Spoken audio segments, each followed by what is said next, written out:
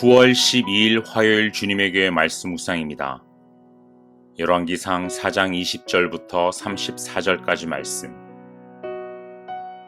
유다와 이스라엘의 인구가 바닷가에 모래같이 많게 되매 먹고 마시며 즐거워하였으며 솔로몬이 그 강에서부터 블레셋 사람의 땅에 이르기까지와 애굽 지경에 미치기까지의 모든 나라를 다스림으로 솔로몬이 사는 동안에 그 나라들이 조공을 바쳐 섬겼더라.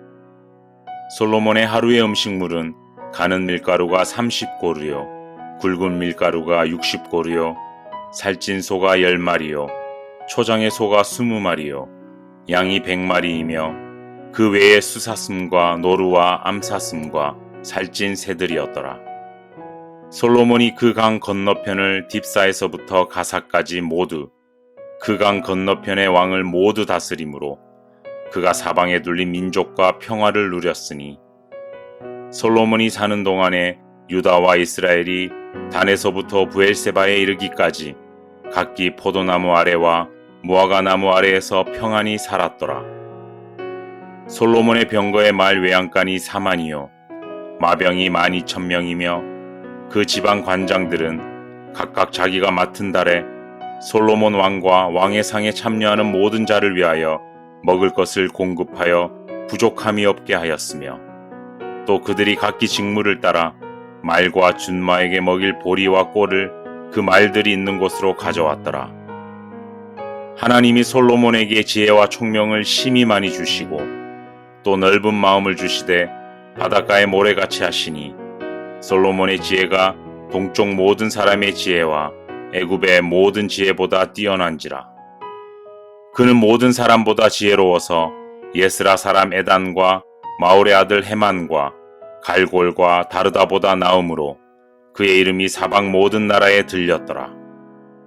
그가 잠언 3,000가지를 말하였고 그의 노래는 1,005편이며 그가 또 초목에 대하여 말하되 레바논의 백향목으로부터 담에 나는 우슬초까지 하고 그가 또 짐승과 새와 기어다니는 것과 물고기에 대하여 말한지라. 사람들이 솔로몬의 지혜를 들으러 왔으니 이는 그의 지혜의 소문을 들은 천하 모든 왕들이 보낸 자들이더라. 샬롬. 하나님은 오늘도 쉬지 않고 우리를 이끄시고 인도하시는 줄 믿습니다. 우리에게 말씀하시고 그 약속을 이루시기까지 끊임없이 간섭하시고 은혜로 붙잡아 주십니다.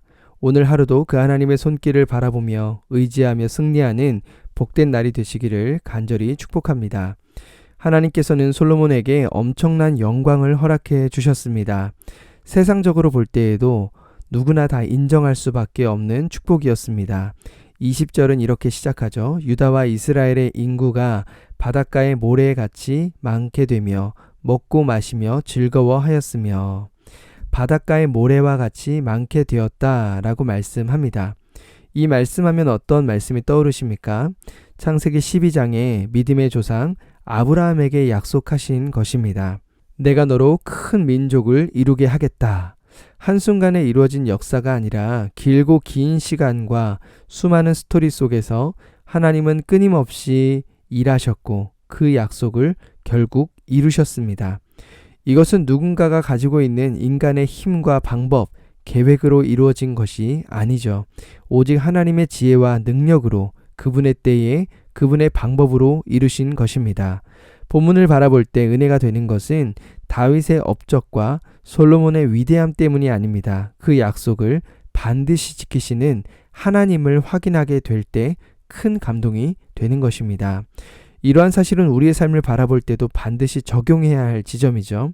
너무나 쉽게 우리 자신에게 집중된 나머지 놓치게 될 때가 참 많습니다. 때로는 믿음으로 담대하게 살아갈 때는 교만이라는 함정에 빠지고 때로는 믿음에 약해져 스스로 보기에도 별 볼 일 없어 보일 때 자기 연민이라는 함정에 빠집니다. 우리에게 시선을 둘 때 반드시 잘못된 반응이 나타나게 되는 것입니다. 여러분은 여러분의 삶을 이끄시는 분이 누구라고 생각하시나요? 우리가 열심을 내고 최선을 다하고 힘을 쏟고 있지만 그 모든 과정 속에 하나님의 일하심을 발견하지 못한다면 우리 스스로 함정에 빠지게 됩니다.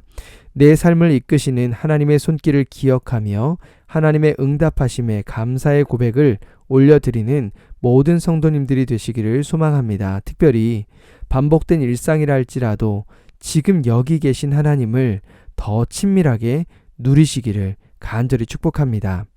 그 축복은 세상적인 충만함, 기쁨으로 그치지 않습니다. 이스라엘 나라 가운데 임하시는 하나님께서 그들에게 풍족함을 주실 뿐만 아니라 무엇보다 모든 관계 속에서 평화를 누리게 하신다는 것이죠. 24절 말씀입니다. 솔로몬이 그 강 건너편을 딥사에서부터 가사까지 모두 그 강 건너편의 왕을 모두 다스림으로 그가 사방에 둘린 민족과 평화를 누렸더니 솔로몬이 사는 동안 유다와 이스라엘이 단에서 부엘세바에 이르기까지 각기 포도나무 아래와 무화과 나무 아래에서 평안히 살았더라. 이스라엘 땅은 참 놀라운 위치에 놓여 있습니다. 전략적 요충지인데요. 큰 민족이 형성될 때마다 아래로는 애굽으로 위로는 유럽과 아시아로 향할 수 있는 길목이었기 때문에 늘 전쟁의 소용돌이 속에 놓여 있었습니다. 하나님 없이는 평화가 있을 수 없는 늘 위협이 있는 지형이었죠. 그런데 솔로몬의 시대는 어떤 일이 벌어진 것입니까? 하나님께서 그 땅에 평화를 허락하셨다라는 것입니다. 반복해서 민족과 평화를 누리더니 평안히 살았더라 말씀합니다. 그 평화 또한 하나님께서 백성들에게 선물로 주신 것입니다. 이제 솔로몬에게 가장 중요한 것은 무엇일까요? 가장 좋은 것으로 응답하시는 하나님, 어려운 지형 속에서도 평안과 기쁨을 주시는 그 하나님을 찬양하며 기뻐하며 살아가는 것입니다.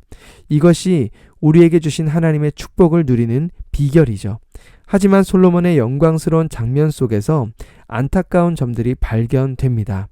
이후 솔로몬이 불순종하여 하나님의 뜻과 멀어지고 있는데 영광스러운 이 장면에 조금 숨어 있다라는 거예요. 신명기 17장 15절에서 17절에 보면 왕이 하지 말아야 될 3가지에 대한 부분들을 강조합니다.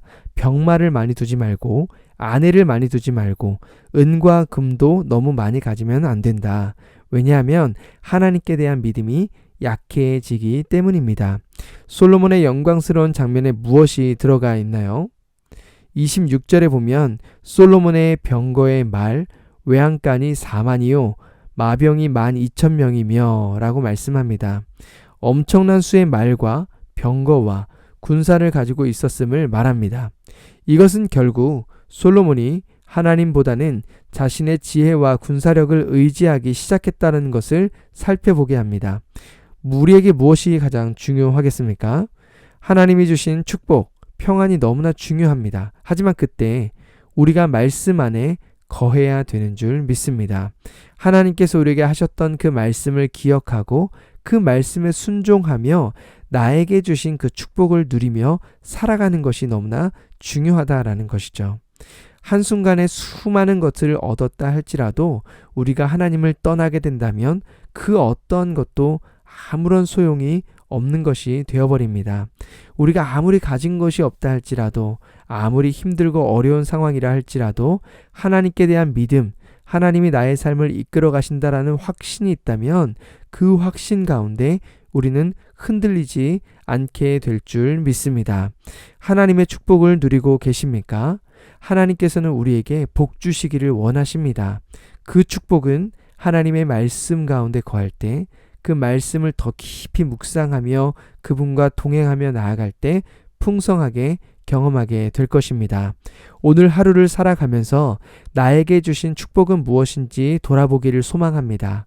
그리고 그 축복을 누릴 수 있는 비결, 말씀을 붙들며 하나님과 동행하는 복된 하루가 되시길 주님의 이름으로 간절히 축원합니다. 함께 기도하겠습니다. 사랑의 하나님 아버지, 우리의 삶에 수많은 축복과 은혜를 부어주시니 감사드립니다. 오늘 우리가 숨을 쉴 수 있는 것, 하루를 살아갈 힘을 소유한 것 모두 하나님의 은혜인 줄 믿습니다. 그 마음 변치 않도록 지켜 주시옵소서. 세상의 욕망에 취해 하나님의 은혜를 놓치지 않도록 붙잡아 주옵소서. 흔들리지 않는 믿음으로 오늘을 살아가게 하여 주옵소서. 예수 그리스도의 이름으로 기도드립니다. 아멘. 이 시간 말씀을 붙들고 교회를 위하여 함께 기도하겠습니다.